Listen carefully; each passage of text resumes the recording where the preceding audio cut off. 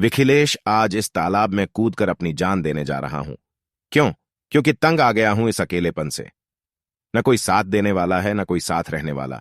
और दोष भी किसे दूं जब मेरी इस हालत का जिम्मेदार मैं खुद हूं। कुछ दिनों पहले मेरे पास सब कुछ था। सुंदर सा परिवार, नंदा मेरी दूसरी बीवी और गुड्डिया सी बेटी सलोनी। सलोनी मेरे कलेजे का टुकड़ा थी। वह 5 साल की थी तभी उसकी मां लक्ष्मी चल बसी थी।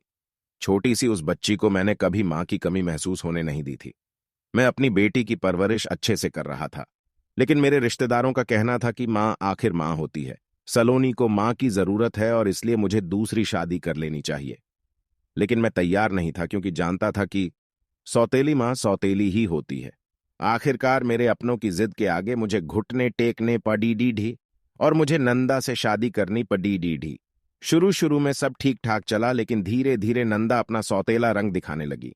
ऑफिस से घर आकर मुझे सलोनी के साथ खेलने की आदत थी। उसे गोदी में उठाकर मुझे जो सुकून मिलता वह अकल्पनीय था। तकरीबन 8 महीने पहले की बात है। मैं जब ऑफिस से घर आकर सलोनी के पास गया, तब अचानक नंदा ने चिल्लाकर सलोनी को उठा लिया। मैं कुछ समझूं उससे पहले वह सलोनी को दूसरे कमरे में रखकर बाहर आई और बोली, पहले नहा लो, तब तक मैं आपके लिए गर्मागर्म खाना परोसती हूं। उस दिन के बाद नंदा का व्यवहार अजीब सा हो गया था। वो कुछ न कुछ तरकीबें लगाकर सलोनी को मुझसे दूर रखने का प्रयास करती। कुछ कहने जाओ तो वर्तमान परिस्थितियों लेकर मेरे सामने सलाहों का पिटारा खोल देती। फिजूल की बकवास। मेरे गले वह बातें नहीं उतरती थीं, क्योंकि मैं जान गया था कि नंदा मुझसे मेरी बेटी को दूर करना चाहती है। मैंने भी नंदा की कारस्तानियों का मुंहतोड़ जवाब देने की ठान ली। अब मैं उसकी एक बात नहीं मानता। सलोनी के साथ खूब खेलता। मैं अपनी बेटी को दुनिया भर की खुशियां देना चाहता था। वह भी बहुत खुश थी। लेकिन अचानक हमारी खुशियों को मानो किसी की नजर लग गई। एक दिन सलोनी की तबीयत बिगड़ गई।